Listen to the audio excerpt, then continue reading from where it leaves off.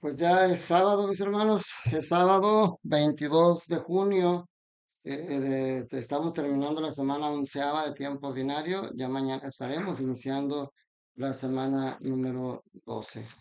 Pero hoy pues vamos a meditar. Les agradezco su confianza. Sean bienvenidos aquí a este su rincón del diácono. Hoy vamos a ver el segundo libro de Crónicas, capítulo 24, versículos del 17 al 25, que nos sigue presentando la historia. Ya vimos cómo el hijo del rey fue rescatado ayer y lo nombraron rey y mataron a Talía, que él había matado a su hijo a Ocosías por quedarse con el reinado. Los nombres medio confunden a veces porque están medio raros. Aquí habla del sacerdote Yehoyadá, que fue quien ayudó al rey Joás a ser nombrado rey. Pero fíjense, hoy nos vuelve a hablar cómo la ambición y el dejarse influenciar por las personas.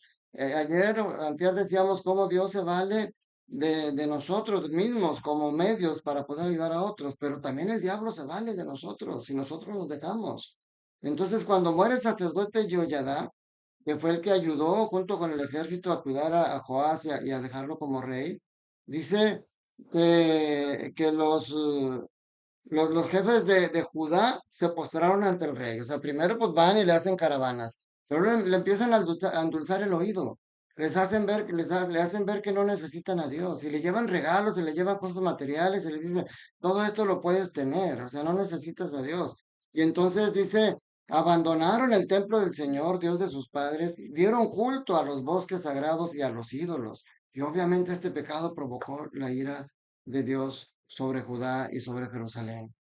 Entonces, pero aquí también nos habla de la misericordia de Dios. Cuando Dios ve estas atrocidades, no manda inmediatamente un castigo o no hace las consecuencias para las personas, sino que te previene primero.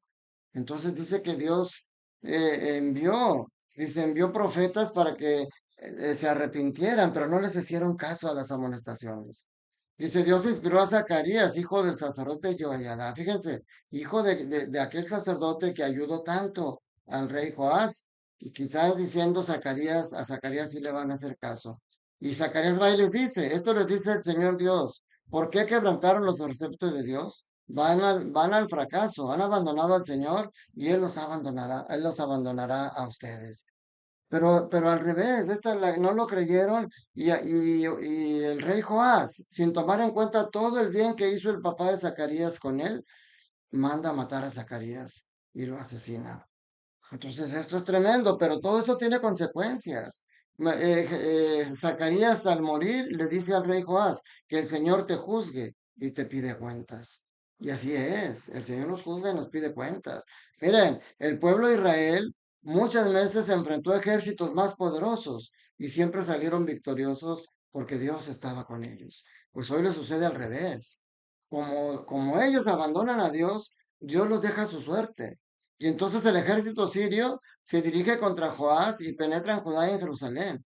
Y a pesar, fíjense, es tremendo lo que dice, porque dice, mataron a todos los jefes del pueblo y enviaron todo el botín del rey Damasco. Y dice, aunque no era muy numeroso el ejército sirio, fíjense, el ejército sirio con un ejército no muy numeroso, dice, el Señor le dio la victoria sobre el enorme ejército de los judíos.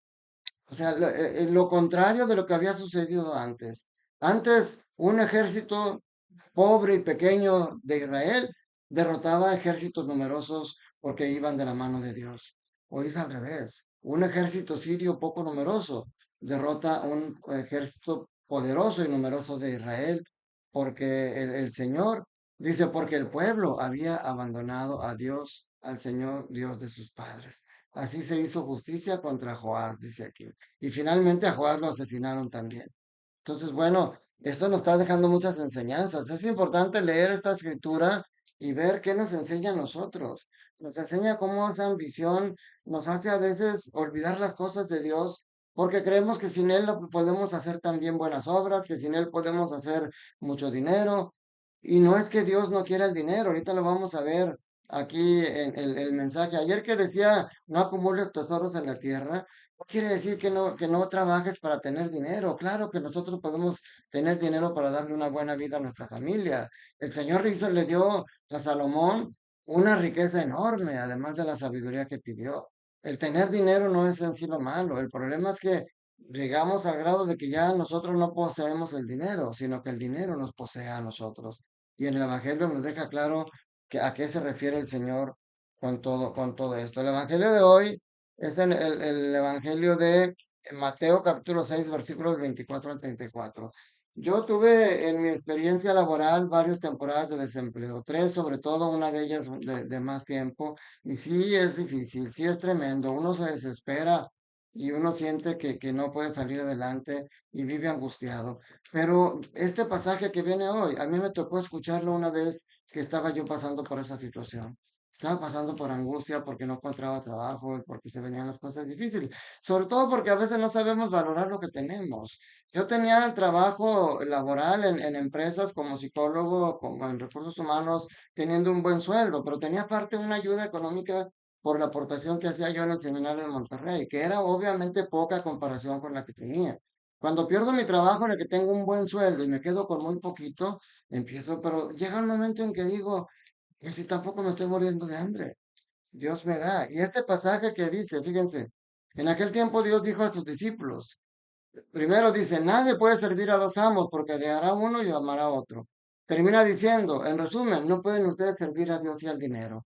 Y es donde nosotros malinterpretamos a veces como que Dios no quiere la riqueza. Dios quiere que le demos la real dimensión a las cosas. Dice, por eso yo les digo, no se preocupen por su vida pensando qué comerán o con qué se vestirán. ¿Acaso no vale más la vida que el alimento y el cuerpo más que el vestido?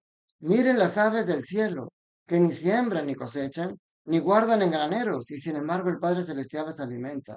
¿Acaso no valen ustedes más que ellas? ¿Quién de ustedes, a fuerza de preocuparse, puede prolongar siquiera un minuto de su vida? O sea, te deja claro, no quiere decir que digas, ah, bueno, Dios me va a ayudar, me duermo en mis laureles. No, ponte a trabajar, haz la lucha, ve a entrevistas, hazlo. A mí me clarificó mucho este pasaje. Haz lo que esté en ti, pero no te angusties de más. Mira, este pasaje es bien hermoso. Mira las aves del cielo, cómo Dios las alimenta. Dice, ¿acaso tú no vales más que las aves del cielo? Y luego viene con el vestido.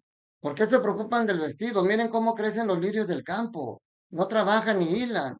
Pues bien, yo les aseguro que ni Salomón en todo el esplendor de su gloria se vestía como uno de ellos. Y si Dios viste así a la hierba del campo, que hoy florece y mañana es echada al horno, no hará mucho más por ustedes, hombres de poca fe. Es tremendo.